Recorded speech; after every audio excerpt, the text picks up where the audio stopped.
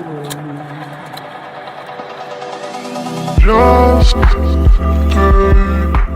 guys, so this is the EW3270U from BENQ, a 32-inch 4K monitor with HDR, FreeSync, and special eye care features. Now for me, this was quite a step up coming from my standard 1080p ultrawide that you may have seen in previous videos. But as much as I love the ultrawide format, when BENQ reached out to me, I had to take the opportunity to try out a monitor with as many features as this one.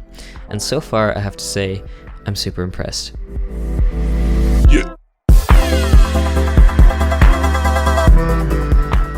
Before we jump into anything major, let me first mention that this is a first impressions video and not a full review.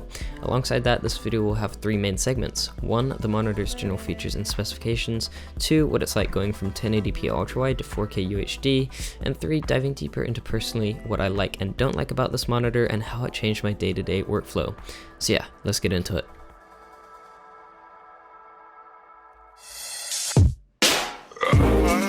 So let's talk specs. In terms of display, you're looking at a 31.5-inch VA UHD panel with a resolution of 3840 by 2160.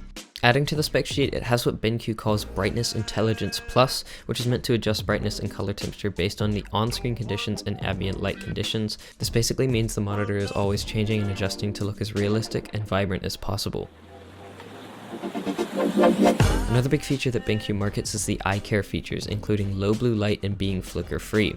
Of course, this monitor does also have HDR, FreeSync, and other general specs that you can find out more about in the Amazon link in the description below. Talking physically now, the design is really nice, but even though this is more basic, I still really like it. Speaking of the stand though, it feels really solid, which is good because of the size and weight of the display, but adjustability is really lacking, only being able to rotate the viewing angle and not height. For most people, not a big deal, but if you're like me and like to have your laptop under your monitor, you will need a shelf or a stand, or you could mount it to a wall since it does have VESA mount options. And finally, in terms of ports, you're looking at a headphone jack, USB-C, DisplayPort, and 2 HDMI ports. So yeah, now that we're done with specs, let's move on to the next segment. So what has it been like going from ultrawide to a more standard resolution? Well, first of all, this isn't a 23-inch Full HD monitor, this is a 4K UHD monitor, bordering the size of a TV at 32 inches. So in terms of screen real estate, I don't feel like this was a downgrade whatsoever. In fact, I felt about the same in terms of multitasking ability. The only negative for me is I do like to capture my tutorials in an ultrawide format, which I can't do with this display, but that's more of a personal issue.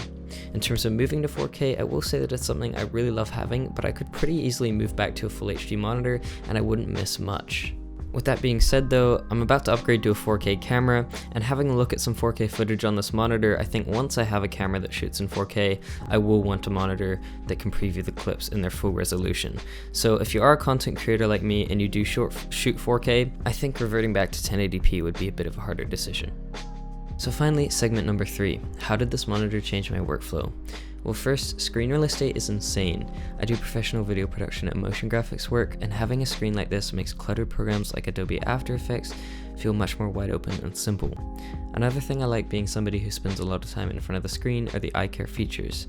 Though they're subtle, they make me feel a little less guilty about my longer editing sessions. Also, the colors are absolutely stunning on this monitor. I had a hard time capturing it on camera, but the colors are really accurate and pretty on this display, which is fantastic when paired with HDR 4K resolution and its sheer size. BENQ also seems to advertise this monitor for streaming services like Netflix, Hulu, and more, and after trying it out for myself, I totally understand this, since this display is basically a hybrid between a TV and a personal monitor. But like any technology, it's not perfect. As I already mentioned, the stand adjustability isn't fantastic, but it's one of those things that'll be a non-issue for some and something to be worked around for others. Second, there is quite a bit of color shift when viewing from different angles. When you sit directly in front of it, it's not noticeable at all, but if you are in a collaborative work environment involving color design or video, you might want to consider something different.